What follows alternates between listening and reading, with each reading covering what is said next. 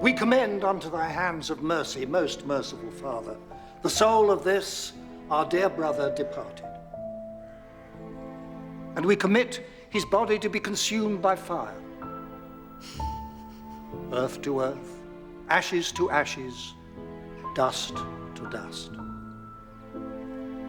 And we beseech thine infinite goodness to give us grace to live in thy fear and love, and to die in thy favor.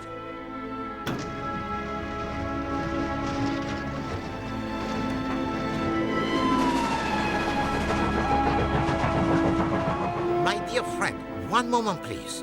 I am simply trying to ascertain why it is that I have been kidnapped and find myself hurtling through the countryside of England at a speed which is quite alarming. We're going down to a place called Litchett St. Mary. There was a cremation up north the day before yesterday of a client and an old friend of my father's, Richard Abernethy. Richard died a widower with no children. They're a rather disconnected bunch, the Abernethys. Not close. There's Helen. She was married to Richard's youngest brother, Leo. He died some years ago. Their son, George, is a bit wild, but likeable enough. George. Don't, Mother. We'll have to talk about it at some point. There's nothing to talk about. George's cousin Rosamond went on the stage and married an actor, Michael Shane. Don't overdo it. Nobody will be fooled. Shut up, Michael. You don't know what... Her sister Susanna does good works for the church. Maud is married to Richard's brother Timothy. He was too ill to attend the funeral. Maud, I know you want to get back to Timothy. I'll whiz through things as quickly as I can. Oh, please don't rush things on my account, Miss Dentwistle. And then, of course, there's Cora, Richard's youngest sister. It was always understood that Cora wasn't quite the full shilling. The full shilling? Well, not subnormal, you understand, but given to making up stories and blurting out things that were better left unsaid. And that day she was more excitable than ever to be back at Enderby.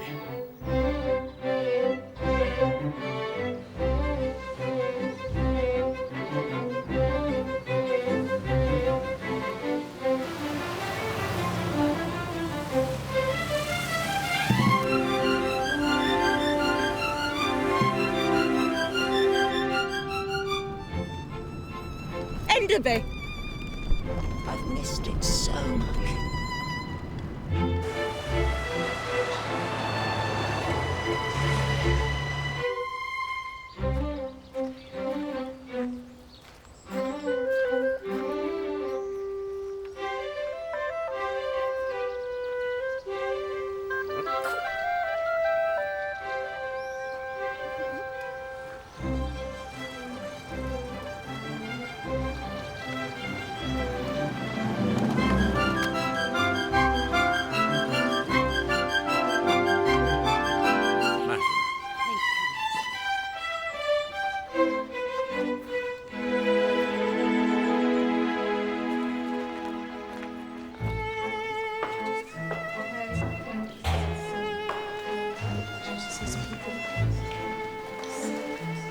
All this from corn plasters just doesn't have any gravitas, does it?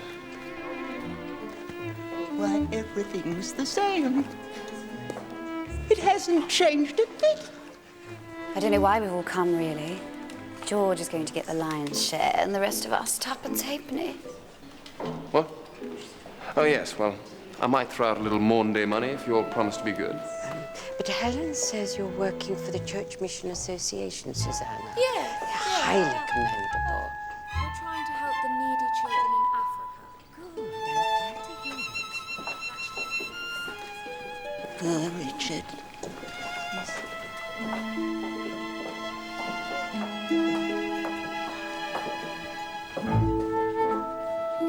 Most of the younger members of the family had only heard about Cora.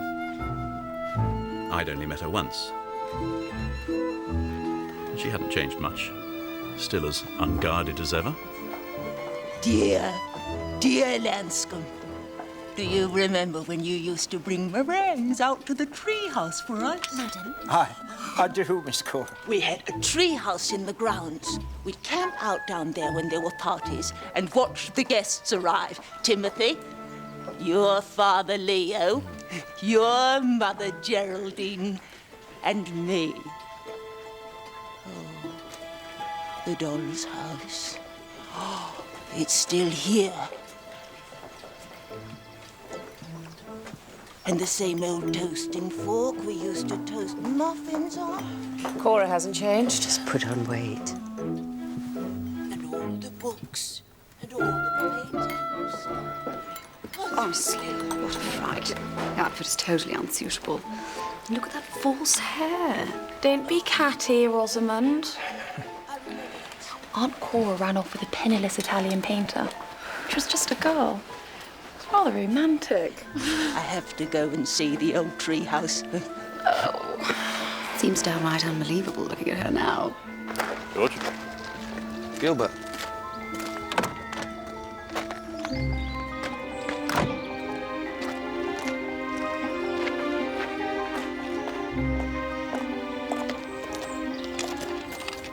You come to pray for my salvation. And then... You read the will?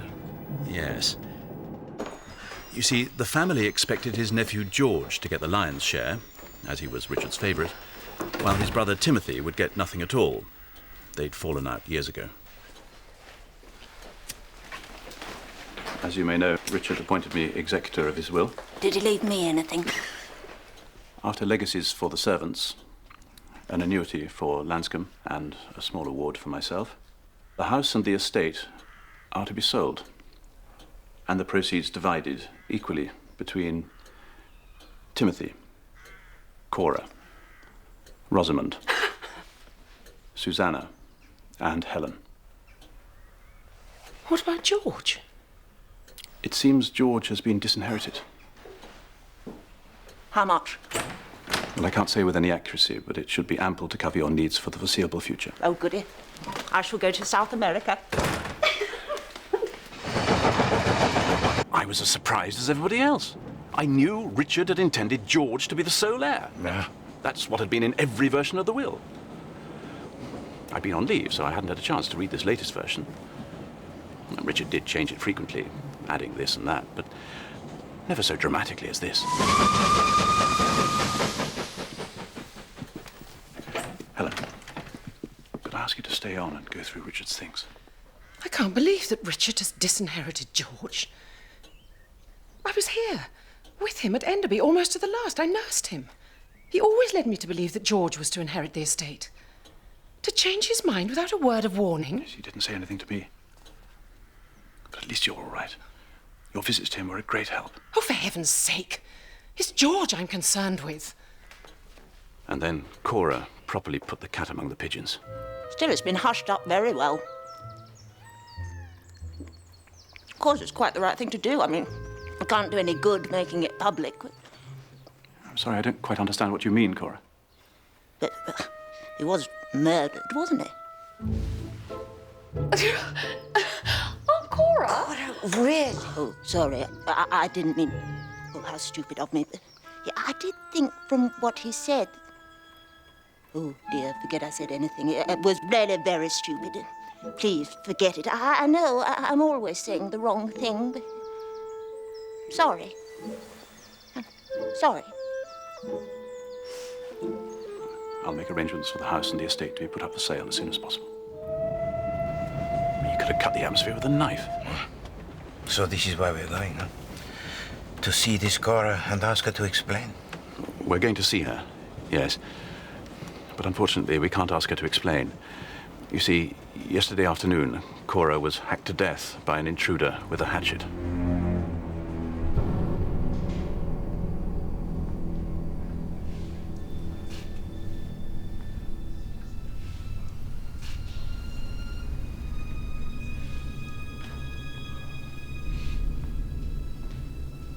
The doctor puts the murder in the afternoon, no later than 4:30, probably much nearer 2.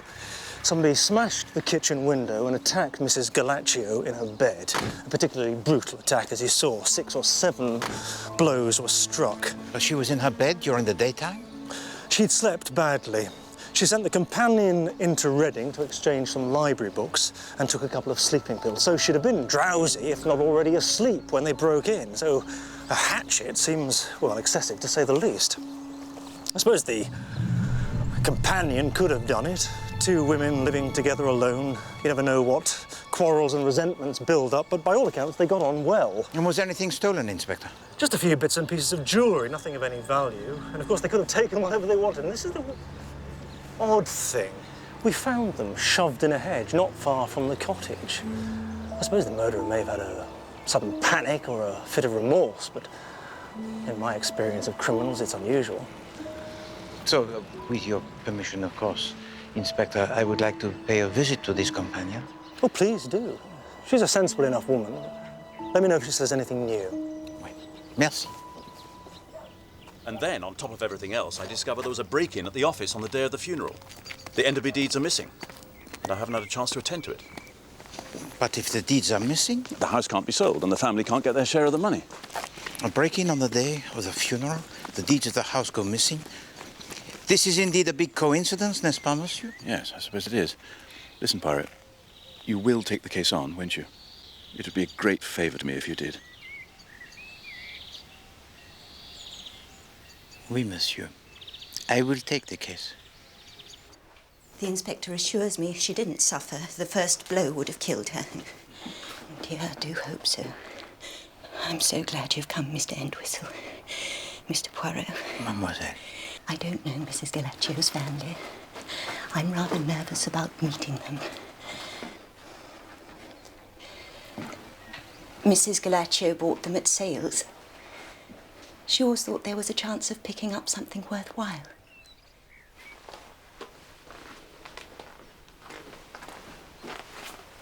They're Mrs. Galaccio's own paintings. They're very good, aren't they? Oui. Of course, I don't know enough to judge, although my father was a painter. Not a very successful one, unfortunately, but Mrs. Galaccio knew a great deal about artistic things, poor soul.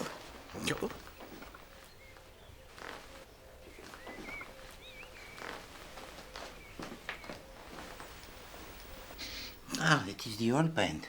Yes. She likes to paint in here. And you got on well with your employer, mademoiselle? Yes. In some ways, she was rather like a child. She was not an intellectual. Perhaps more of an instinctive. But she was very shrewd, Mr. Entwistle. It quite surprised me sometimes how she hit the nail on the head. And you had been with her for a long time, huh? 3.5 years. Ah. You acted as companion and looked after the house? I did the cooking and light dusting. None of the rough. Mrs. Panter from the village came in for that. I don't think of myself as a servant, Mr. Entwistle. I would very much like to see the bedroom of Madame Galaccio, but if that is convenient. Inspector Morton said it was all right to clean after the police had finished. I haven't touched her personal things, of course. Bon.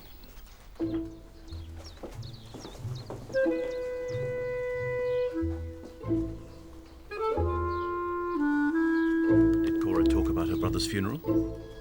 She said the chapel was filled with flowers. She was very sorry not to see her other brother, Timothy? Timothy, yes.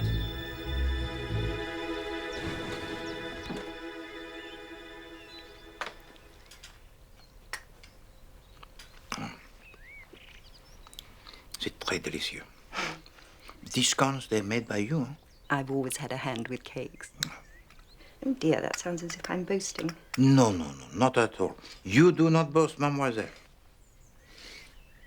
Tell to me, if you please, how was Madame Galaccio when she returned from the funeral? The night she got back, she was happier than I'd seen her for some time. She asked me if I'd like to go to South America. I said it would be a thing to dream about, and she said we'll go. Just like that. I guessed her brother had decided to leave her some money after his visit here. He came down here? Yes, about 3 weeks ago. It was a surprise for Mrs. Galaccio. She hadn't seen him since before her marriage.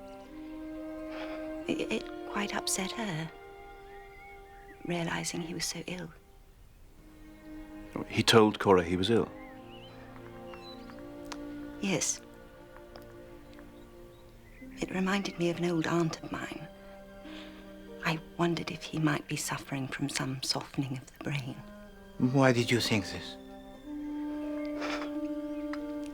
Mrs. Galaccio said he'd started to get ideas that someone was trying to poison him. What? Please, go on, mademoiselle. She dismissed it, of course. Old people get fancies like that, don't they?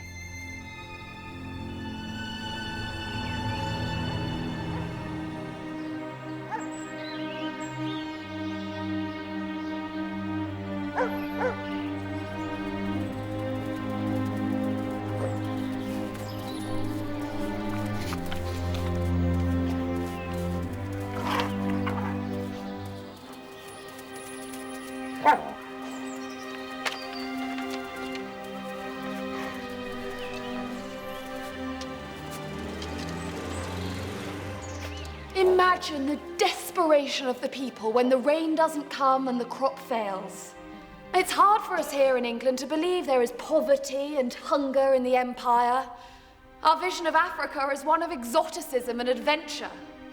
But the mission at Kazane is a hand-to-mouth affair. Most of the children there cannot read or write. They have no means of improving their lives so they may escape from poverty in the future. These children need a school. Our mission in Bechuana land is to bring education and, above all, hope to the people living there. I hope you will all give as generously as you can. Thank you for coming.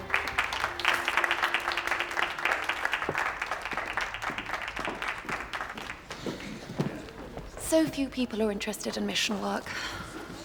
It's a little dispiriting. Susanna, Gilbert, Mr. Entwistle rang with the most shocking news. It's Cora. She's been murdered. What? It seems a burglar broke into her cottage the day after the funeral. He stole some jewelry and he killed her.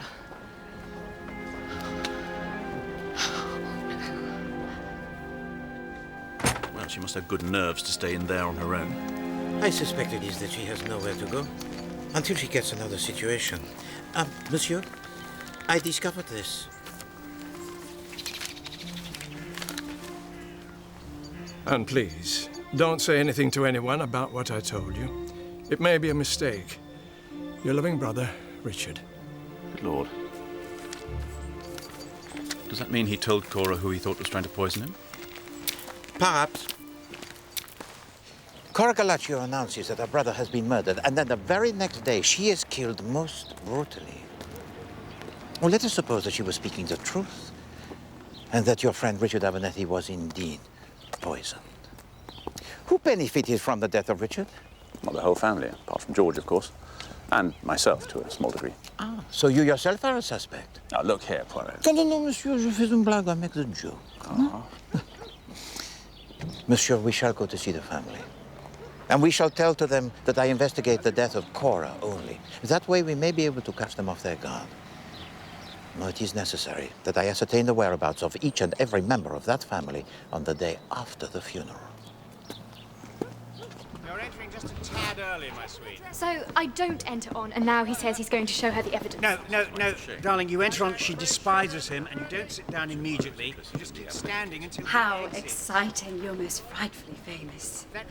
You read people's minds. Psychology sort of thing. Mais d'accord, it is the way of human behavior that interests me. To murder that director. Sorrel, do come back! My apologies, madame, for intruding at this time so sensitive. It is unfortunate, is it not, to lose two members of one's family so closely together? It is, isn't it? Although I can't think why anyone would want to murder someone like Aunt Cora. It would appear that it was a burglar who broke in to steal some of her possessions. Please to forgive me, but it is necessary that I ask of you both where you were on the day after the funeral. We were at home till 11, then you left to have lunch with Oscar.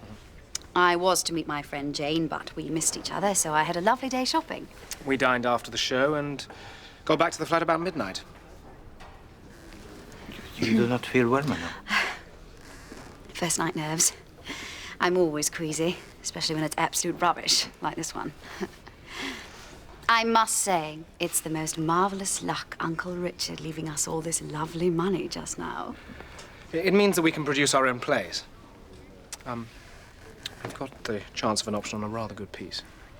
Terrific lead for me and a good part for Rosamond. It will make Michael's career. Larry Olivier better watch out. I'm afraid there's a bit of a delay with some of the documents for the house. The money won't be available immediately. But we can get in advance. Michael said we could. It's terribly important. There's no real hurry, sir. It's just a question of whether or not to take up the option. Michael? Excuse me, I think I'm on. Did Aunt Cora leave any money? She left what she had to your sister. Well, why Susanna, I'd like to know. Michael, if you would be so kind. But she hardly knew me. And there's her share of the estate, of course. Well, it all helps. If you please to forgive me, it is necessary that I ask of you both as to your whereabouts on the day after the funeral of Richard Abernethy. No, Helen was at Enderby. I asked her to stay on to look through Richard's things. Thank you, Gilbert. He asked me on the day of the funeral, and I was beastly to you in return. Oh, please, Helen, it's quite forgotten. I've come down for a few days to see Rosamond and Michael's play. I'm staying with Susanna. Susanna! George, where have you been? Are you all right? Oh, perfectly all right, Mother. Why do you ask? Aunt Cora's murder's all over this rag. George, this is Hercule Poirot. I've asked him to look into the circumstances. I'd no idea you'd such famous friends. How do you do, Poirot? Monsieur. Poor old Aunt Cora. I got the feeling she was just about to kick over the traces. Don't be flippant about her, George. I tried to reach you the day after the funeral to see if everything was all right, and I couldn't get hold of you. Yes, I went to the races at Hurst Park. Had 2 winners, as a matter of fact. And your whereabouts, mademoiselle? I went to the P&O shipping line to inquire about traveling to Africa. You're going to Africa? Yes. As soon as I can get a passage. Alors, mesdames, merci. Monsieur, tell to me, if you please, the 2 horses on which you won some money. What were their names? Gaymark and Isambard II. Ah. Merci.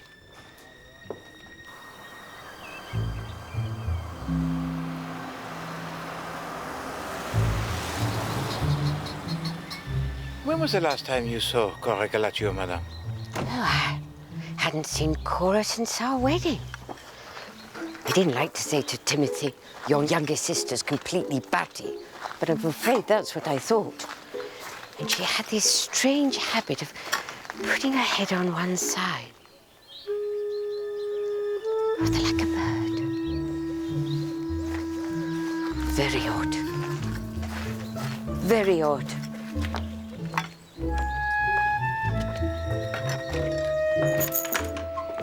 Mr. Entwistle has arrived, Timothy, with Mr. Poirot. Monsieur? Oh. Good of you to come, Entwistle. I mustn't exert myself with doctor's orders. Well, I can hardly believe it. Poor little Cora, killed with a hatchet. What's the damn country coming to, I'd like to know? Mr. Poirot is looking into Cora's death. Oh, I don't know what we want a private detective for. My commiserations, Monsieur Abernethy. It is a time most difficult for the family. Huh? I understand that your brother, he also died recently. Oh, this is what happens when you get into bed with socialists. I mean, the whole country's falling apart. Look at the state we're in. We can't get decent servants. Maud here, working herself to a shadow, messing about in the kitchen. Oh, by the way, Maudie, I think lemon syllabub will go very nicely with the sole tonight. Yeah. Of course, dear. And perhaps a little clear soup first. Hmm? Yeah. Well, I'll leave you to it. Do take a seat, Entwistle. Thank you. Now, look here. You know, Richard never said anything to me about wanting a cremation. Now, who authorised that? May I ask? Helen. It was what he wanted. Oh. There'll be some delay over probate, I'm afraid. We had a break-in at the office. The Enderby deeds seem to be temporarily misplaced. Oh, well, there's often a delay in these things. But the will of your brother was a surprise most pleasant, n'est-ce pas? I understand that you expected to receive nothing. Well, it's good of him to let bygones be bygones, you know? Oui.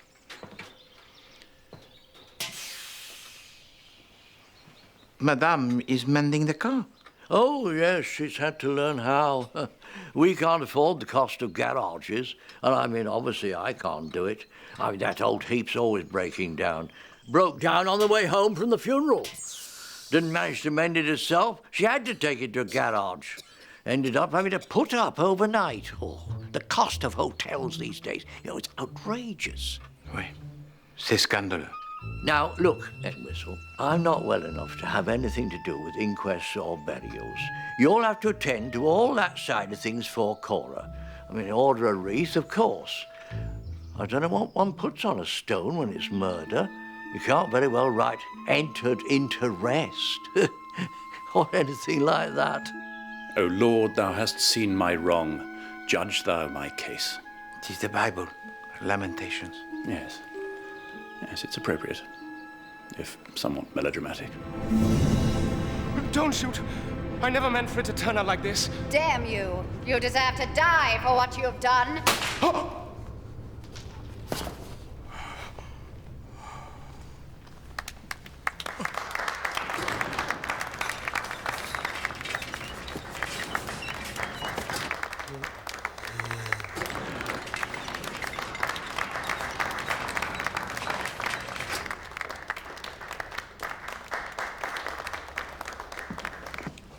You two are terribly good. Oh, yes, you were... You don't have to be polite. Thank goodness for that. Plays an absolute dog. We know. There's no advance. We're taking bets we'll close before the end of the week. One becomes an actor because one loves the theatre. And one ends up playing the most appalling tripe. Any actor would kill for good parts. Gosh, it is enormous. Must be quite terrifying. Not when you're used to it, Aunt Helen. The audience becomes one's bosom pal. Drink, anyone? Isn't it terribly sad about Aunt Cora? I was looking at her at the funeral thinking, one might as well be dead if one looked like that. Well, now she is. That is a wicked thing to say. Oh, don't be so po-faced. Entwistle obviously took what Cora had to say about Richard at the funeral seriously. If somebody murdered Uncle Richard and then realized Aunt Cora knew, they'd have to kill her, wouldn't they? Otherwise, she might go to the police. And we were the ones who heard her say it. So Poirot thinks one of us must be the murderer.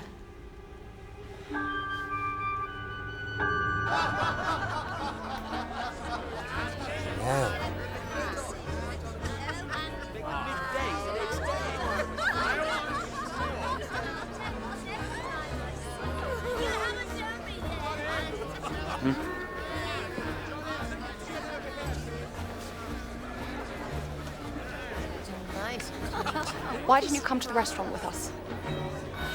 I am sorry Uncle Richard cut you out of the will. It was a cruel thing to do, but you can't let it send you off the rails. And there's no reason to be so beastly to your mother. On the contrary, there's every reason. In the end, what does the money matter? You'd only lose it on horses or spend it on drink. Well, you're out of it now, aren't you? Off to Africa with the missionaries. George, don't! No, no.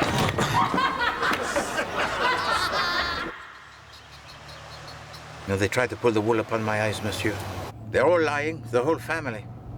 Not all of them, surely. No way. Well, they're all lying about where they were on the day after the funeral. Each and every one of them could have been in Lichit St. Mary and murdered Cora Galachu. No, they lie very well. They're all performers.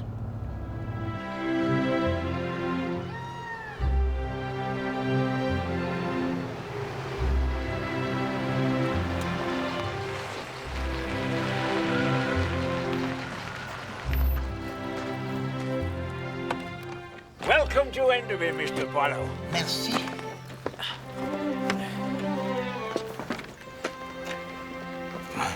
C'est magnifique. Dr. Larrabee, I thank you so much for coming here to see me. Tell to me, if you please, if I wanted to poison a man who is sick, and I wish that his doctors to suspect nothing, how would I achieve this? You'd have to use some kind of narcotic, so there was no sign of cyanosis for anyone to spot. And then arrange for his body to be cremated so that no evidence can be found. No, it is possible. If I'd had any suspicion about Richard's death, I would have informed the police immediately. But cremation is a choice most unusual for an English gentleman, is it not? Well, I was somewhat surprised, I must admit. But that does not mean that he was poisoned. He died of natural causes. Oh, so you can say with certainty that Richard Abernethy, he was not poisoned, eh? No. I wish I could. It is possible that someone put a narcotic in his food, or extracted the oil from his vitamin tablets and replaced it. But why would anyone want to do that? Monsieur Lanscombe? Oh, Mr. Poirot. Wait. Would you please be kind enough to tell me, in your opinion, is it possible that Monsieur Richard Abernethy took too much of his medicine in error? Oh, no, sir. The master's wits were as sharp as they'd always been. Right to the end. Besides, Mrs. Helen was here. Keep an eye on things just in case. So Madame Helen Abernethy was staying here until Richard died? Aye, she was. She nursed him. Right to the end. And were there any other visits to the house during those last days? Or did anything occur that would have upset him? Oh, the vicar come to tea the day before. Oh, and the morning he died, we had some nuns call. What is nuns call? Nuns. Ah, religious. Did they stay for long? Oh, no, sir. They were collecting for charity. I understand that Monsieur Richard Abernethy, he had some family to stay during those last weeks. Aye, they did. First was Miss Rosamond and her husband, followed by Miss Susanna. And young George came last of all. Was there anything unusual about these visits? Well, the master and George had a terrible fight. They got on well as a rule, but on that day, I never seen them both so angry and upset. George was in a terrible state. Get out of my way! It was the day before the master died. He never had a chance to make it up with George. And you were one of the witnesses to the will, were you not? Did you read the contents? Well, he asked me to, but the truth is, sir, the old eyes aren't what they were.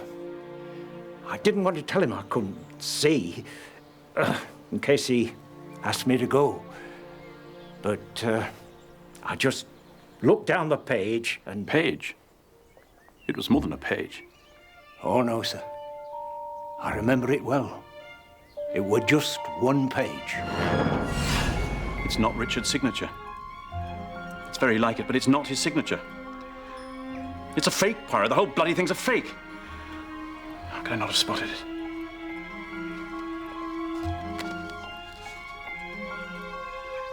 Because, mon ami, it is a very good fake. Very good indeed. Miss Gilchrist, Susanna Henderson, and Mrs. Galatier's niece. I'm sorry. Come in, Miss Henderson. Thank you. I seem to have startled you. You did, actually. I'm not normally a nervous person, but I've been jumpy since the police constable left.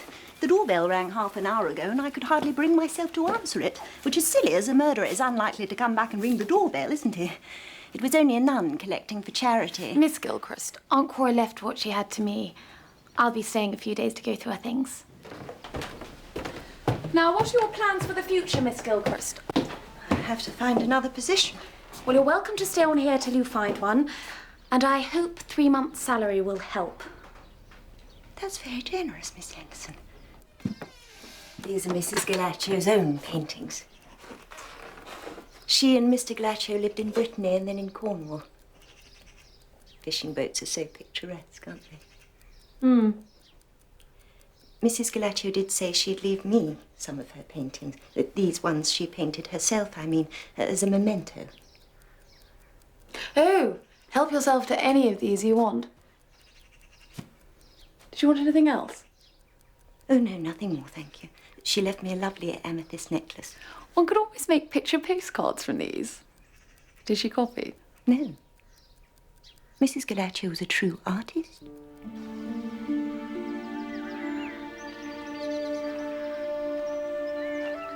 George! I didn't know you were down here. I came to see if I could lend Susanna a hand. Susanna's here too? Yes. What brings you down? Oh, I've come to look in on Miss Gilchrist. There's 1 or 2 odds and ends to sort out with Cora's papers. Mr. Poirot? Ah, Madame Abernethy. Mr. Poirot, are you here because you think Richard was murdered? Madame, I cannot tell whether Mr. Richard Abernethy was murdered or not, but I understand that his sister made a remark to that effect at the funeral. I don't like to speak ill of the dead, but from what I know of Cora, she wouldn't let the truth stand in the way of a good story. No, but Richard had been the visitor, and that much is the truth. Mr. Poirot, Richard wasn't murdered. He couldn't have been. I was here with him, almost to the end. You stayed here often, Madame? He invited me a few times in the last weeks. He was very low in spirits. Your son, George, also made a visit during those last weeks, I understand. Richard had all the family down, not just George. Tell to me, Madame, were you surprised when your son, George, did not inherit anything from his uncle? Yes, I was. It was a cruel thing for Richard to do, and I find it hard to understand. No, I do not think you were meant to understand, Madame. What do you mean? Well, I suspect that the will that disinherited your son, it is a fake. Did they get on well together, Madame Helen and Monsieur Richard Abernethy? Oh, yes, the master were fond of her. Very fond indeed. She went to London yesterday to see Miss Rosamond's show. They seem to whiz up and down to London for almost anything these days. She was staying here all the time until yesterday. Aye. No, I tell a lie. She went off in a car one day. Said she wanted to be on her own. Can you remember which day was that, Madame? It was the day we had beef. It must have been the day after the funeral. She didn't get back till after midnight and couldn't face it, and I remember thinking it was such a waste. This were the master's bedroom.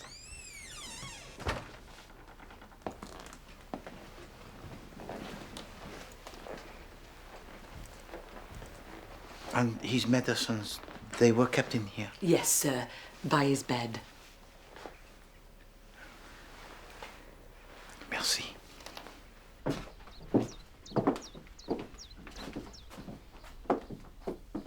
So this is where? Yes.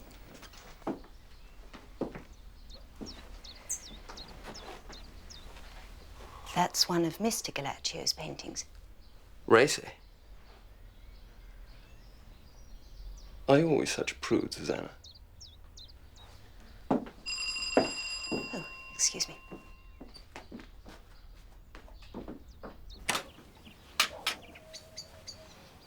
Buongiorno, signorina Gilchrist.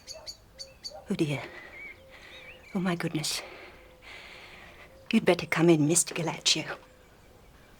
Grazie. It's Mr. Galaccio. Oh. Are you Cora's ex-husband? Sì.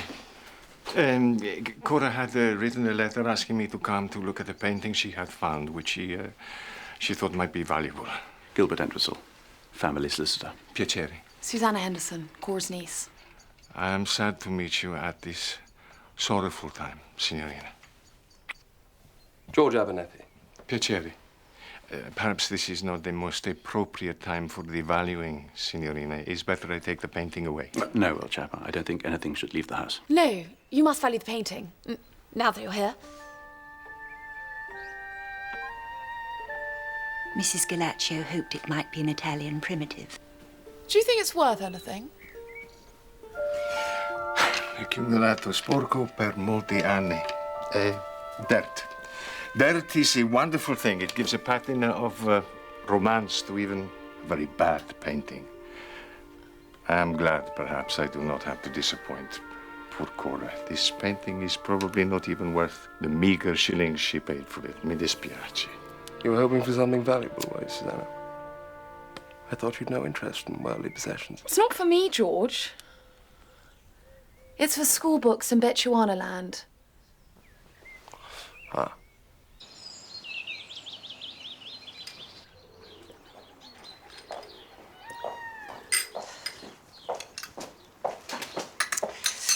I tried to ring George to tell him about the will, but I can't get hold of him. He said he'd be at home. I don't know where he can be. Who would hate him that much? Timothy? He didn't expect to get anything. But to forge a will is a crime more serious, madame. The police, they will have to be informed. It must have been substituted on the day of the funeral. Why? Well, because until then it was locked in the safe at the offices of Monsieur Entwistle. Tell me, madame, do you remember anyone going off alone that day? Cora wandered off to see the tree house, and George stormed out, of course, but that was after the will was read. And I remember Susanna going somewhere, too. It's no good. There was so much coming and going. I felt there was something wrong that day. In what way wrong, madame? Unexpected? Or surprising? Sinister, even? Not sinister, no. More a sense of something not being quite right. Can't put my finger on what it was. Oh, do not try to think of it, madame. Sooner or later it will, how do you say, plop into the mind.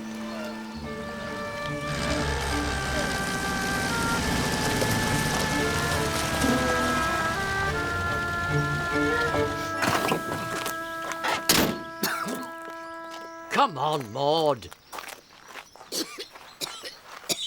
What on earth are you doing here? If the house can't be sold and we can't get our money, we're just going to stay here until it's sorted out. I don't see why you should have the run of my family home and full use of the servants, while Maud and I are struggling with no one so much as to make us a cup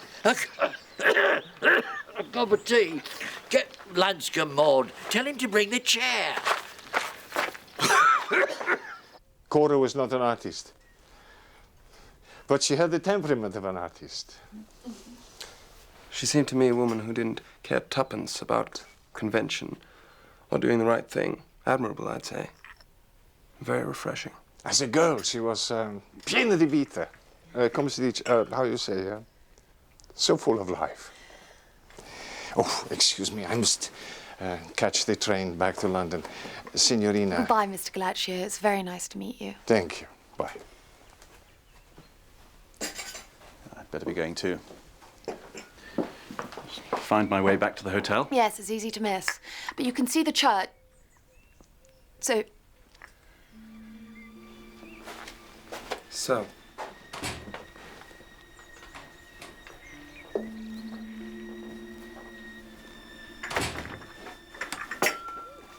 What's this? How strange. The postman must have called. This was behind the umbrella stand. It's addressed to me, but I'm not expecting anything. Do you know Mr. Galaccio well, Miss Gilchrist? No, not well. He's been here a couple of times. It looks like wedding cake. Did Aunt Cora write to him often? Well, yes, fairly often, I suppose. Oh. It is. Who can it be from? John and Mary. Can't think who they are. It could be Dorothy's daughter. Her name was Mary, but I haven't heard of a wedding. Would either of you like some of this? Not for me. I don't like fruitcake. Poor Aunt Cora. Maybe I could sleep here, on the couch. No. We mustn't take advantage of you, Miss Gilchrist. George can put up in the village. George?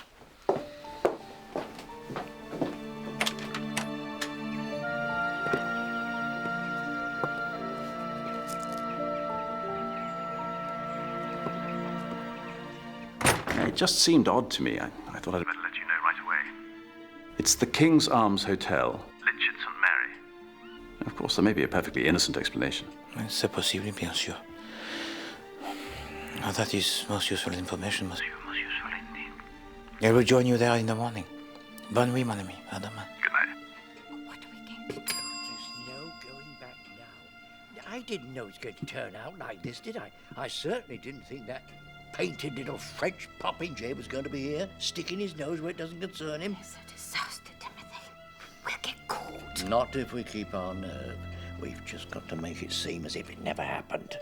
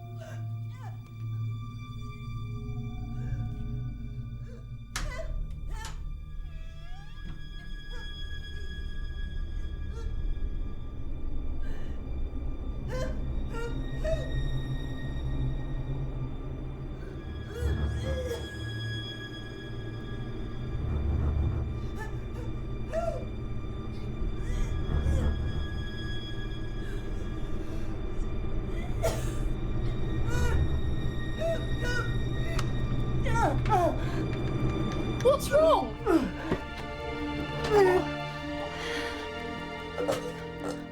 Are you ill? I'll get you some bicarbonate. No, get me an ambulance. We'll call a doctor in the morning. Get an ambulance quickly. I think I'm dying.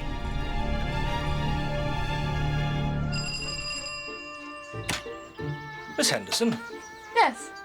I'm Inspector Morton, Litchit St. Mary Police.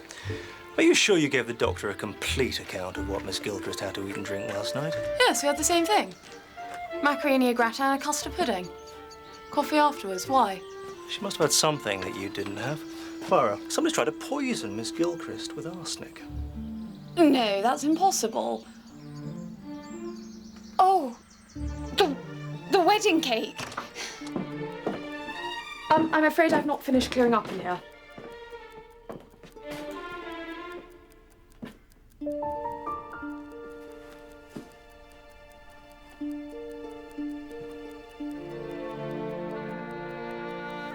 You will put a piece of wedding cake underneath the pillow, and you dream of your future husband.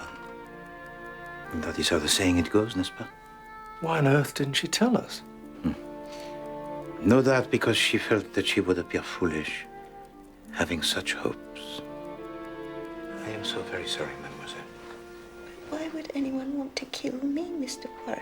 I've nothing to leave. Nobody would benefit from my death. I think you must not stay at the cottage. But where can I go? Well, when you are recovered, you must come to Enderby. It is the family home of the Abernethys, and I myself will be there. No, Mr. Poirot, I couldn't. Mademoiselle Gilchrist, I am commissioned to find the murderer of Madame Galaccio. And it is possible that you may be able to assist me. But I don't know who killed Mrs. Galaccio. But you may know more than you think.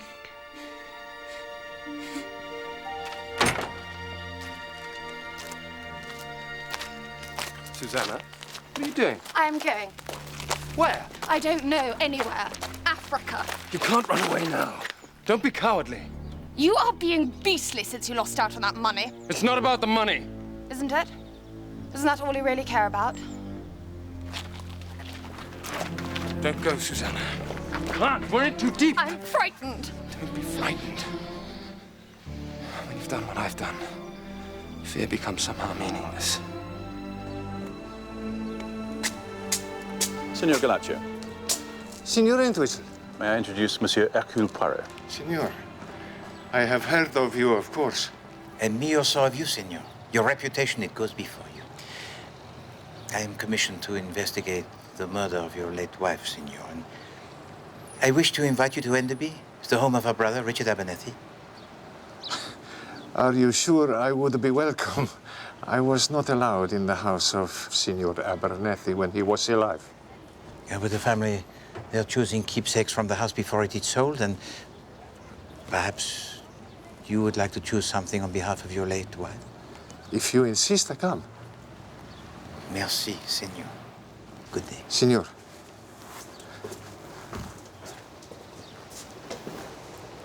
So, do you think he's the murderer, Poirot? I must get up to Enderby myself.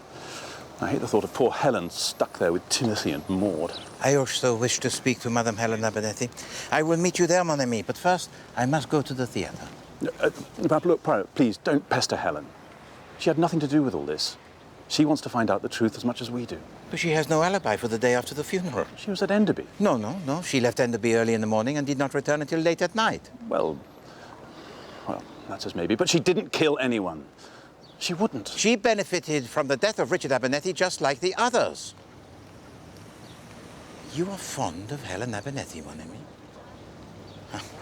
It is easy to let the tender feelings cloud the judgment.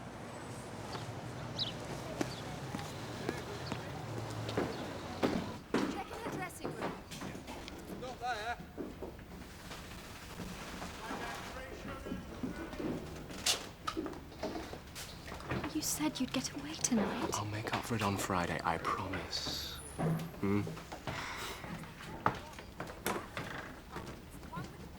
Dainton, your call. Miss Dainton.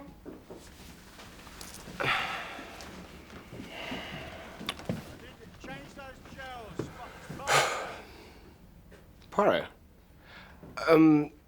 Miss Dainton and I were just running through some lines from the play. I see.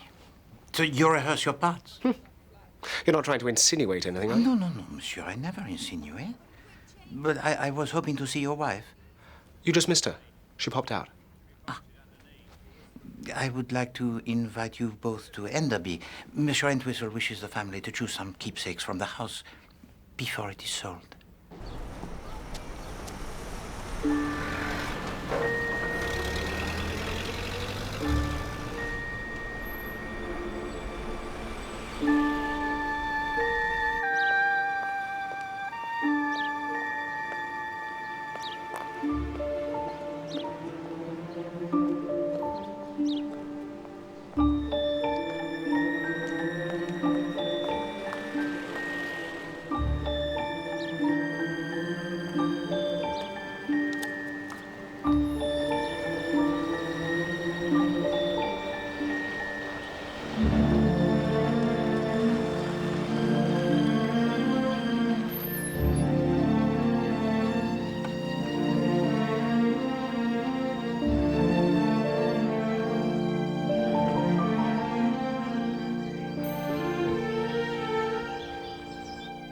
You seem to be at home in this house, madame.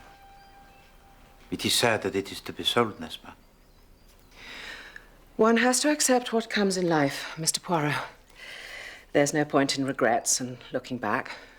One could spend one's whole life regretting. D'accord. Madame, on the day before Richard died, what did he and George argue about? Oh, how careless of me. Oh, please. I've really no idea. They were very fond of each other. They were bound to have disagreements. Madame, tell to me, if you please, where did you go on the day after the funeral? The day of the murder of Cora Galaccio? So I'm a suspect in your investigations. Madame, I only wish to discover the truth, and I understand that that is your wish also. I went to scatter Richard's ashes. There's a place out on the moors he was very fond of. Did anyone see you there?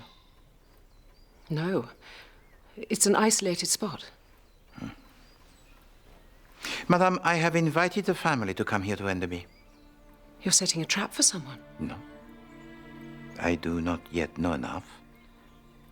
But I do know about psychology, madame. And when people are together in the room and they talk, the truth, sooner or later, it will always be revealed. Monsieur Timothy, the family has been invited here to... You have trouble with the breathing, monsieur? Asthma, old chap. Since I was a boy. Worse amongst the flora, do you see? Timothy, are you all right now? Really, Mr. Poirot, he's a very sick man. Poirot!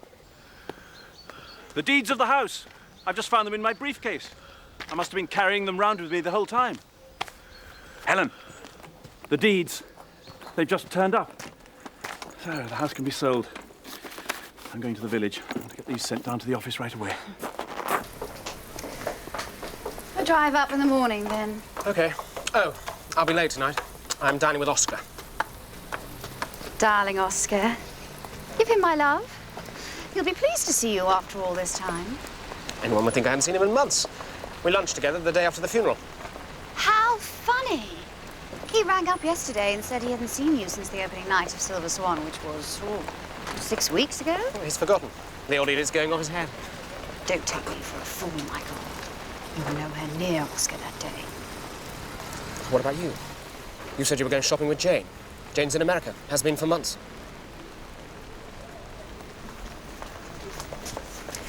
We do want to take up the option and get this play on, don't we? Want to? It's the part I've always dreamed of. It'll make me a star. One mustn't take too many risks, then. Must one?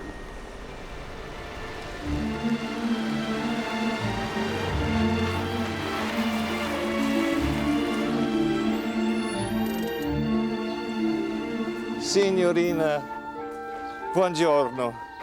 Giovanni Galaccio. It is wonderful to be here at your beautiful English home. No, it's not mine. Signora, actually. Ah, sì, signor. Grazie, grazie.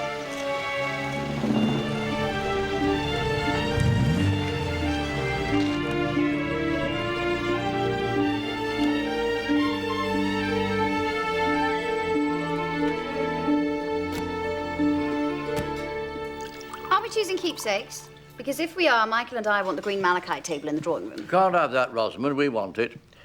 And for sentiment's sake, we should like to have the Spode dessert service. We shall be quite content with that. Too late, Uncle. The Spode's been marked down to me, I'm afraid. Marked down? What do you mean, marked down? Nothing's been settled yet. What do you want with the dessert service? You're not even married. I thought no material gifts could replace your brother, Uncle. Damn and blast, George! Keep out of it! Does it have to be that particular table, Rosamond? Oh, do be quiet, Susanna. But if Timothy really wants it... Oh, no, don't mind me. I'm only Richard's last surviving brother. Don't upset him, Rosamond. You know his heart is weak. Uncle Timothy will outlive us all. He's a creaking gate. I don't wonder Richard cut you out.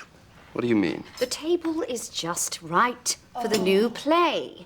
We want to give it the best chance we can. We don't want it closing as soon as it opened like Murder in Mayfair. Closed, did it? That's a surprise. The malachite table is especially nice. It must be worth a lot of money. It will be deducted from our share of the estate, of course. I'm so sorry. I didn't mean... The wax flowers look so right on it. Really artistic. Do you actually think that table is going to fit in the car, Rosamond? Well, it will just have to, Michael.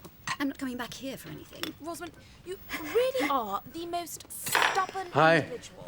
I feel rather unwell. Maud, I need to lie down. Of course, Timothy.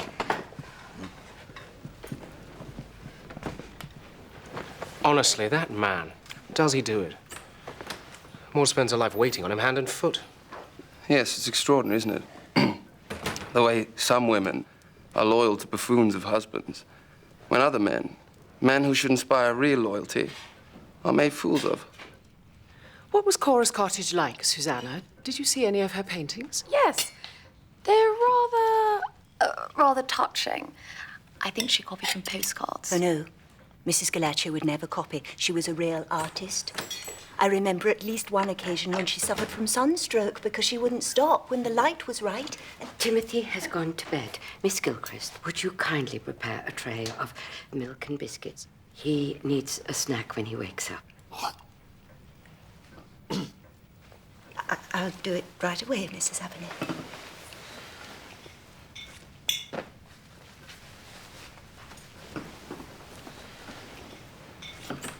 I'm sure Aunt Cora did copy. I don't want to press it with Miss Gilchrist here. And why are you sure, mademoiselle?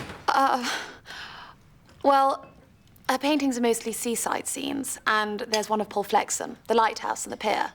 But that pier burnt down 5 years ago. I remember reading about it, and her painting is dated last year.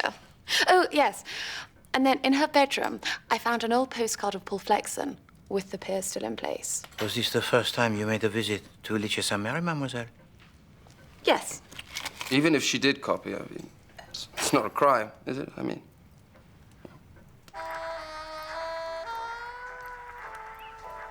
Well, Monsieur Entwistle informs me that interest in buying this house has been expressed by a convent school run by les religieuses. Merci. You would say nuns? Nuns are a good bet. They look after the old place. It's hard to imagine anyone wanting to become a nun. The outfits are terribly flattering. When they revived the miracle worker, Sonia Wells looked too glamorous for words. I don't think one looks properly at nuns. Or priests. At their faces, I mean. We don't look properly at anyone. I remember reading somewhere that witnesses in court often give wildly differing descriptions of the same person. Is that true, Poirot? It is so. I find it odd when sometimes you catch sight of yourself in the mirror and you say to yourself, don't I know that person? And then you realise it's you. It would be more confusing still if you could really see yourself and not a mirror image. Why? Because no one ever sees themselves as they really are, or as they appear to others. Whenever one sees oneself in a glass, it is always as an image that is reversed. Why does that make a difference? People's faces aren't the same on both sides. Their mouths go up on one side, down on the other. And their noses aren't straight. Look, I'll show you. There. Do you see? They're not the same. Here, let me. Well?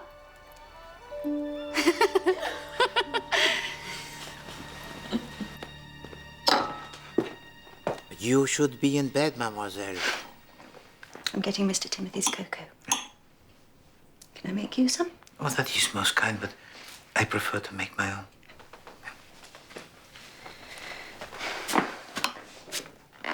I hope I'm not speaking out of turn, Mr. Poirot, but Mrs. Galaccio is dead, and nobody in her family seems to really care. No, that is perhaps because they did not know her as you did.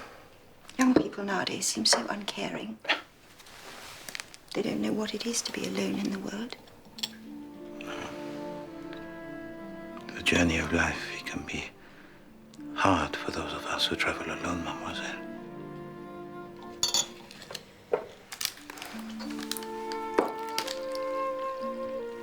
Have you always been a companion to a lady? Oh, no. I used to have my own tea shop. Ah.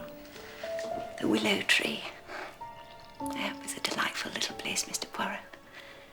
All the china was blue willow pattern, so pretty. And the cakes were really awfully good, if I say it myself. But a Lyons establishment opened up nearby and my little place failed. Well, this happens to many people in these times, I think.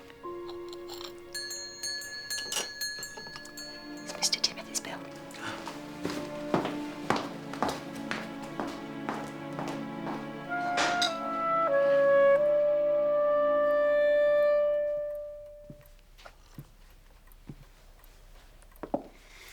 Susie, are you really going to Africa? Yes, I think so. I wish you weren't. Not just now. Why? You should come. Might do you some good to do something for someone other than yourself. You've become so boringly priggish. I'm beginning to wonder if you haven't done something really bad and you're being holier than thou to make up for it. Actually, forget about the table. I want this. Oh, excusez-moi, I intrude. Oh, no, Mr. Poirot, do come in. Oh, there's something in here. Looks like Uncle Richard's will.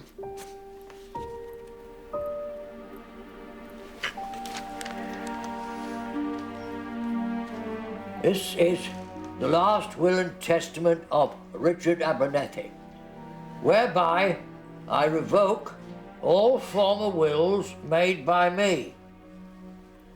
I devise and bequeath all the residue of my real and personal estate and any property I have power to dispose of to George Abernethy? To administer as he wishes? This can't be right. What? This is highly irregular. Where did you find this, Rosamond? But we really need the money. I question the legality of these whole proceedings. Maud, I must telephone our own solicitor at once.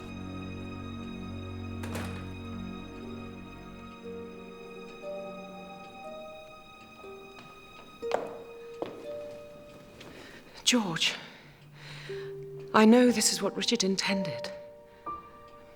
Who would want to disinherit you? Just about anyone in the family, I should think.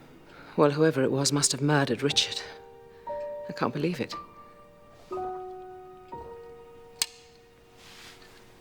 And you think having the money is going to make up for what you've done? No, of course not. I didn't say that. I just wish I could make you understand. I understand perfectly, Mother. George, you're my son. You're all I've got. You want me to say that it's all right? That I forgive you? But I don't. I'll never forgive you.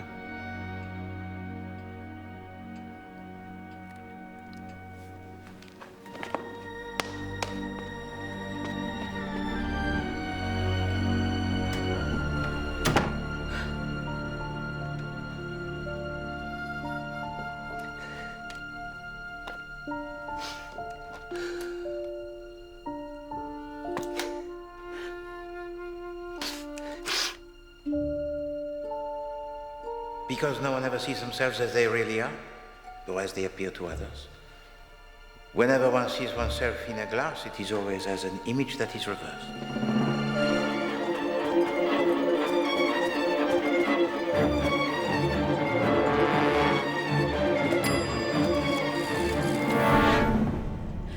Mr. Entwistle, please. Gilbert? Oh, Helen.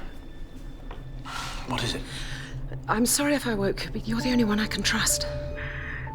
I've been thinking for a while now that There was something wrong on the day of the funeral. And I remembered what it was, but it doesn't make any sense. it was something about the... Helen? Helen, are you there? Hello? Are you all right? Helen? Helen! How bad is it? It looks like a severe concussion. I'd like to be with her, if that's all right. Of course. Helen. Gilbert.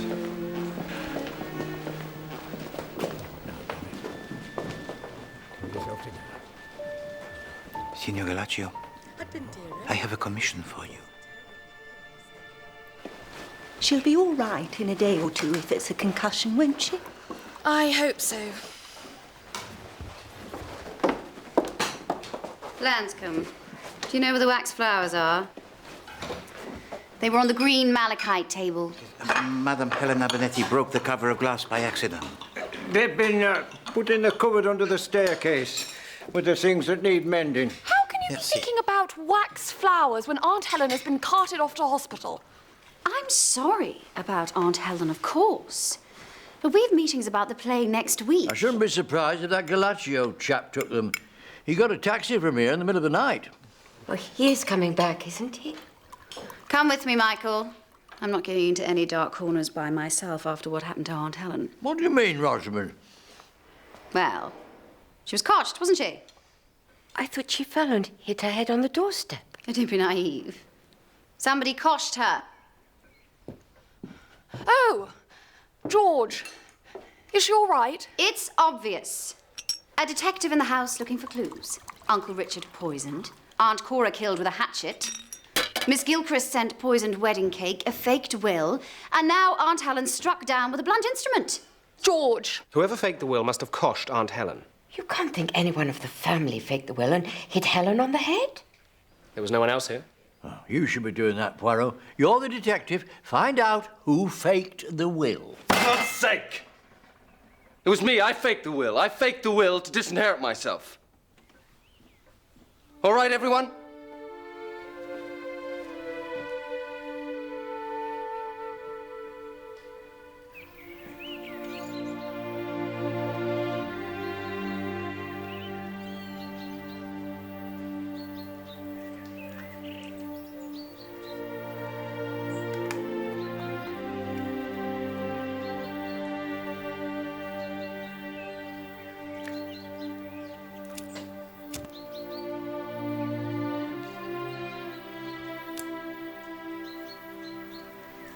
Merci. So, how is she? She hasn't come round yet. They sent me away. So it was you who forged the will. You feel better now that your conscience it is clear? You don't understand. I killed him. It's not true. She loved my father. She would never have done that. George, we fell in love. Don't blame her. I don't believe you. Leo is my father. Look, I don't have much time. This is my last will, and you are my son, George. I want you to take over everything. I'm not your son. You're not my father. You're not my father! I didn't want to hear what he was telling me. He was tearing my life to pieces, and he didn't seem to realize. I could see he was sick. I couldn't stop shouting at him that it wasn't true. That he wasn't my father. Then I had the idea of substituting the will. It's a stupid thing to do, I know. I wanted to spite him. My whole life was a lie, you see. But the real will was burning a hole in my pocket. I had to get rid of it. George? I killed him, Poirot. I'm sure of it. No, monsieur. It was not an argument that killed Monsieur Richard Abernethy. If you please to excuse me.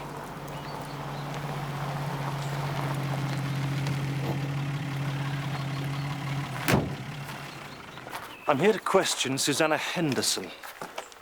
She was at the King's Arms Hotel on the day of Cora Galaccio's murder, but she didn't bother to inform us. It looks as if it wasn't the casual crime we thought it was. No, Inspector. It was not a crime that was casual. It was an attack that was most brutal, and I know how and why it was executed. But I would ask you to hold off your questioning for a short while. I'm awaiting a concrete piece of evidence, the final piece of the puzzle. What kind of evidence? I cannot say at the moment. I may be wrong. Doesn't often happen to you? It has happened twice in my career. Well, that's a relief. To be right all the time might get a little monotonous. I do not find it, sir. Oh, we had a rather curious piece of information from the Mother Superior of the convent in the next town. She claims 2 of her nuns went to Mrs. Galaccio's cottage the day before the murder. They couldn't make anyone hear when they knocked, but they're convinced someone was inside. The day before? They are sure? Well, there's no mistaking the day. It's all entered in the convent book. It fits. It fits very well. Nuns? That's a ridiculous idea, Poirot. No, Inspector. My ideas are never ridiculous.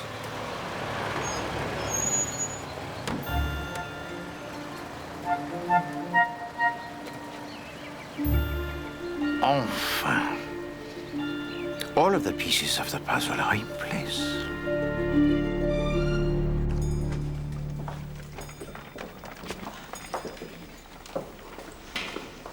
Monsieur Shane, I would like to speak with you for a moment. Mr. Poirot, Michael didn't kill Aunt Cora. He couldn't have. But he won't be able to tell you he has an alibi, because on the day after the funeral, he was with his mistress. Rosamond, There's no point in lying, Michael. Would you prefer to be accused of murder? And you, madame? On the morning of the murder, you were seen in Camden Town. You know. When? Madame? I wasn't sure, you see. I'm an actress. The thought of getting fat, losing my looks. Someone gave me a name and address, but when I got there, it was so sordid. I couldn't go through with it. I realized I wanted the baby. A baby? And the visit to the nuns? I felt ashamed. I wanted someone to talk to. Rosamond, Merci, madame. Monsieur. How long have you known? A while. That's why you didn't tell me about the baby. Rosamond, I swear... It meant nothing. It's you I love. I won't see her again. It's going to have to be big changes, Michael. Monsieur, dame. I came here to Enderby to investigate a murder and to solve a riddle. First, Richard Abernethy, he dies suddenly. And then at his funeral, his sister Cora Galaccio announces that he has been murdered. But then the very next day, she herself is killed most brutally. Her maid, her companion, Mademoiselle Gilchrist, is poisoned with the arsenic. Madame Helen Abernethy is struck on the head and is rendered unconscious. The deeds of the house go missing, and the will that is false is read. So now, which, if any, of these events are linked? Bien sûr, whoever stole the deeds of the house would have to have been absent from the funeral. You, Monsieur Timothy, you have the great need of money, and you that you would not receive any from the will of your brother. So you hatched a plan that on the day of the funeral you would break into the offices of Monsieur Entwistle and steal the deeds of Enderby. Oh, that's a preposterous idea. No, monsieur. Your wife, she covered for you. Maud, I know you want to get back to Timothy. I'll whiz through things as quickly as I can. Oh, please don't rush things on my account, Mr. Entwistle. So realizing that you had, as you say, shot yourself in the foot, you decided to try to put right your mistake. That's ridiculous.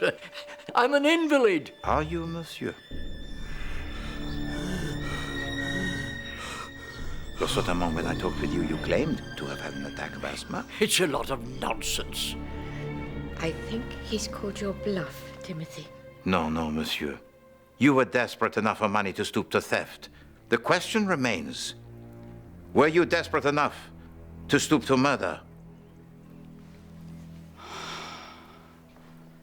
You, Mademoiselle Henderson. You said that you had never been before to Litchfield St. Mary, huh? But when you spoke to Monsieur Entwistle of the whereabouts of your hotel, it was clear that you knew exactly where it was located. Yes, it's easy to miss. But you can see the church. Inspector Morton is here to question you as to why you were in Litchfield St. Mary on the morning that your aunt was murdered, and why you did not inform the police.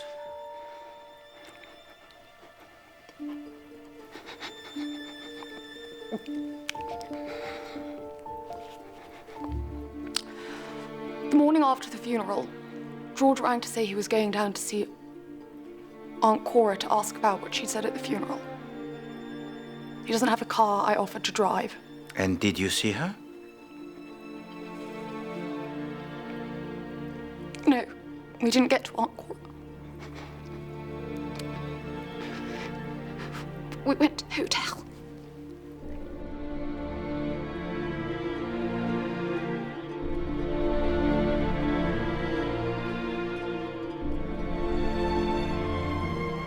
It wasn't planned. But I can't forgive myself. If we'd gone to the cottage, we might have saved Aunt Cora's life.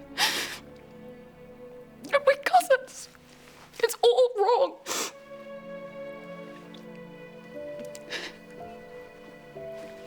I love him. So, the two of you were in Litchfield St. Mary, and nobody saw you leave.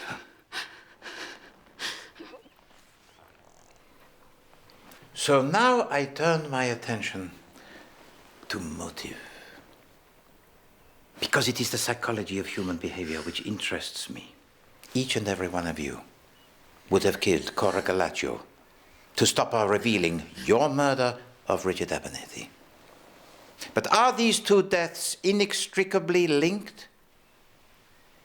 Well, certainly, Richard Abernethy, he dies most suddenly, but there would have been no reason to suspect of foul play had it not been for those words uttered by his sister Cora Galaccio at the funeral. But because of those words, you all believed that murder had taken place. And so, I asked myself a question that came into my mind, so suddenly. How well did each of you know Cora Galaccio? How do you mean? The answer, mes amis? Not well at all. And so I asked myself another question.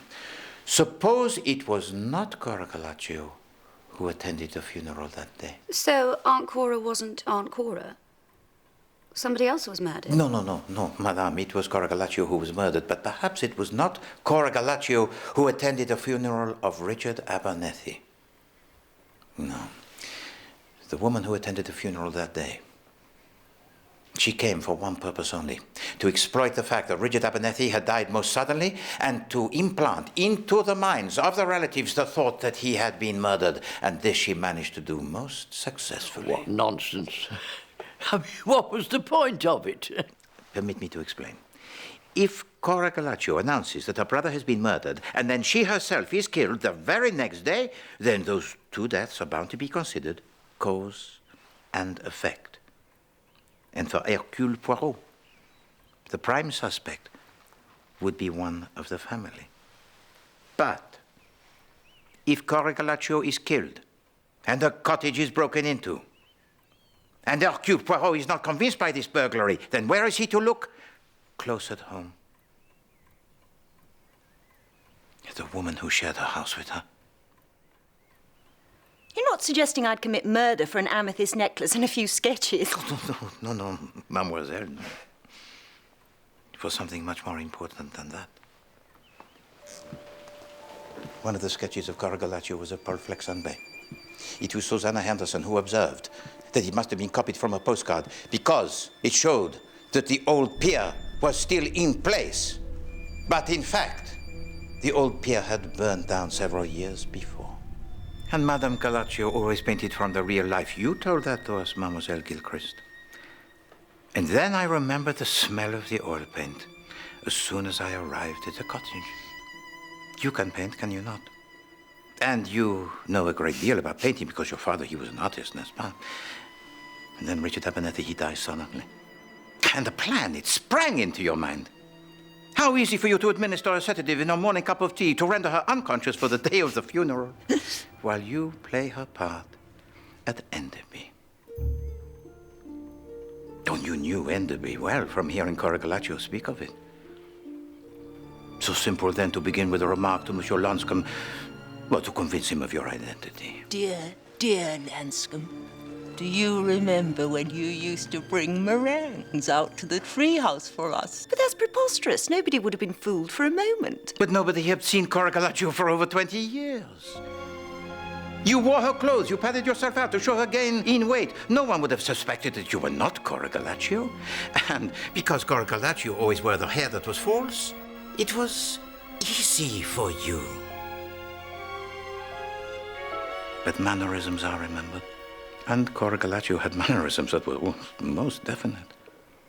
All of which you practiced most carefully in front of a mirror. And that was where you made your first mistake.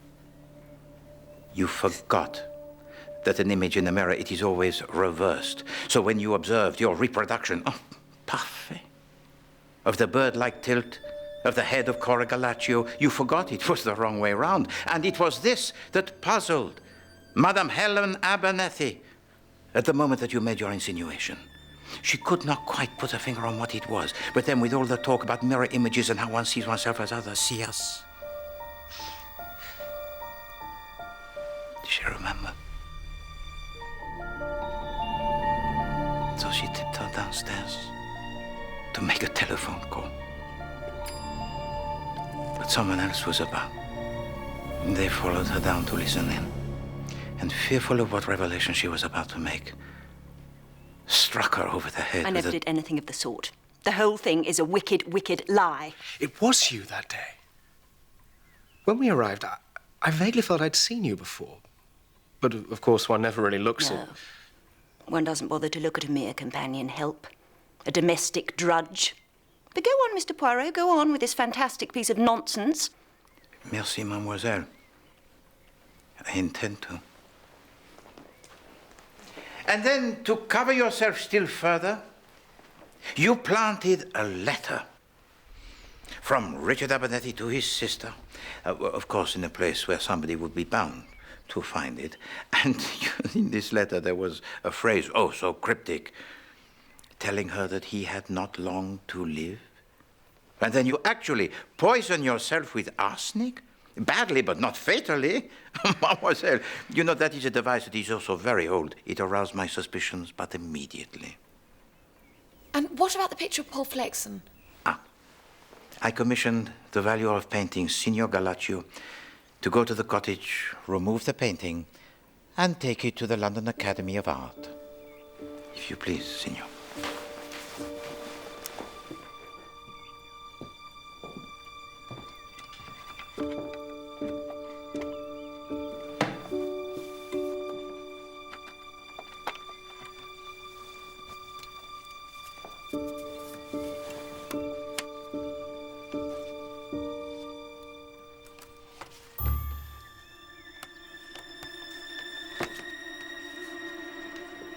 If you please to observe.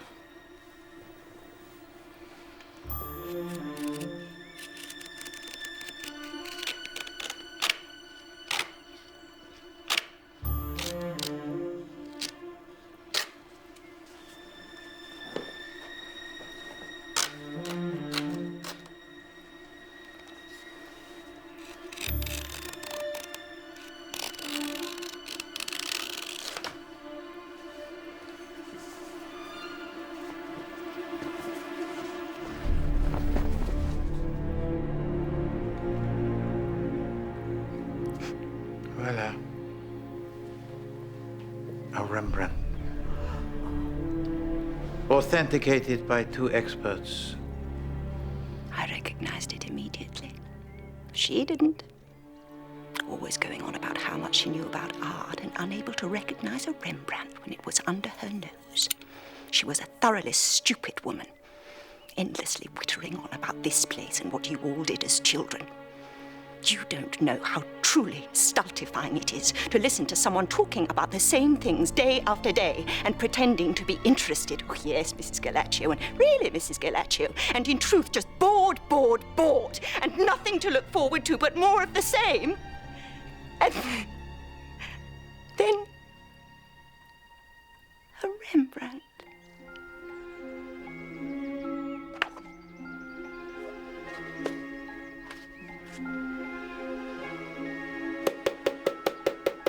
A Rembrandt had sold in London a few weeks before for £5,000. You killed her in that brutal way for £5,000? No. Mademoiselle. You mistake.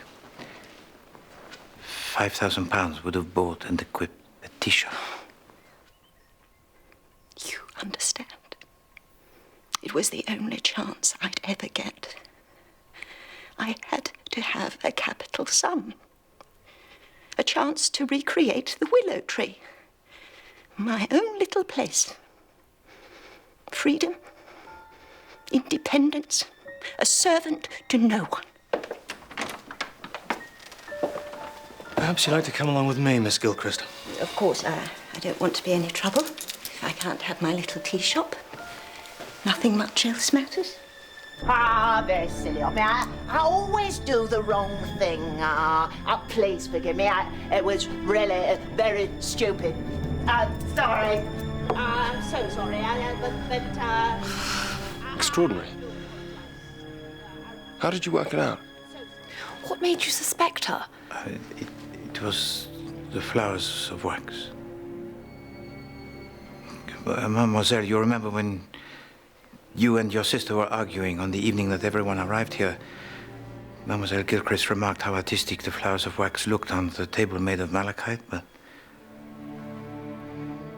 she could not have seen them there because Madame Helen Abernethy had removed them before she arrived, so the only time she could have seen them was when she was here, masquerading as Cora Galaccio. How clever of you. Will she hang? I cannot tell, mademoiselle. It may be that she will be admitted to an institution. It is for the courts to decide.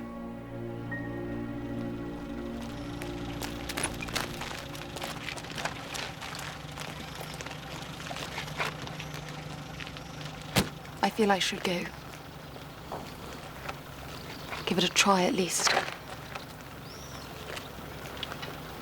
I think it's probably for the best.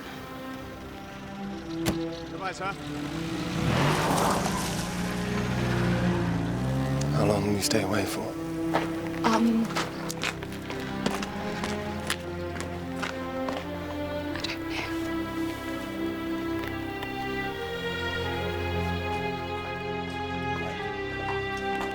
Goodbye, Gilbert. See you soon. Merci, madame. And thank you for your hospitality. Thank you, Mr. Poirot, for everything. Madame. Morning, sir. Merci.